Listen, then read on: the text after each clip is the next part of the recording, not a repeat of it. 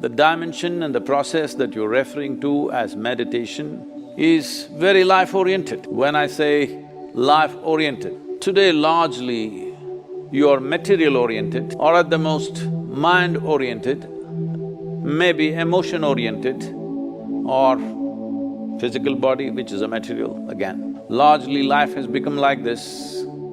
People's idea of life is, if someone says, my life, you're supposed to understand they're talking about their job, they're talking about the economic condition in the country or in the world, about their car, maybe about their dog, sometimes about their husbands or wives. It could be anything. But the only thing that's truly life is what is throbbing in this. This is life. The rest are arrangements that we have made, hoping that these arrangements will allow us to enhance our life. Whether it's education, career, relationships, marriage, children, wealth, whatever, all these things one is after only in the hope that it will enhance our life. As you know, most people, instead of enhancing their life, largely get entangled with these accessories. Accessories have become larger than the life process. Well, I think in a very cruel way, the virus is bringing focus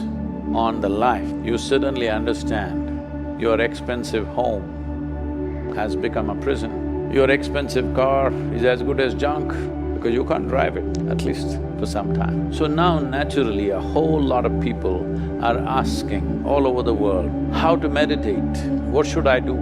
As I said, you cannot meditate, but you can become meditative because it's a quality. If one cultivates their body, mind, emotion and energies to a certain level of maturity, you will be naturally meditative 24 hours of the day. Meditation is not an impairment, that if you're meditative, you have to close your eyes and be limited to one place. Meditation is a phenomenal empowerment that you can do whatever is needed in the world, whatever, I mean that, whatever is needed in the given situation and still remain untouched by the process of activities that we need to conduct in the world. This empowerment or without this empowerment, in fact a human being is crippled because if what you have to think, feel, understand and act in the world is going to rub off on you in such a big way, naturally you will hesitate to do what is needed. Naturally you will avoid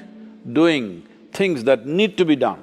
In a way, the moment you are in a state where your own activity and the activity of the world around you and the activity of your mind and your emotion, once they're impacting you every moment of your life, then in some way you will cripple yourself because naturally you would want to keep the scale of your life very limited because activity, thought, emotion, involvement with life can cause enormous amount of suffering. Once there is fear of suffering, knowingly or unknowingly, you will limit the scope and possibilities of your life. Meditation means just this, in a very simple way if we have to put it.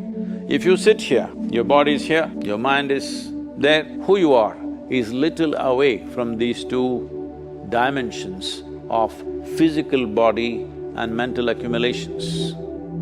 These two accumulations of body and mind, if a little space arises between you and this is the end of suffering. And this is meditativeness. Isha Kriya is an extremely simple process but a powerful tool. These three ingredients, your breath, your thought and your awareness, in the right combination, if you use them, your ability to use the mind and the body is so greatly enhanced that you almost look superhuman for somebody else.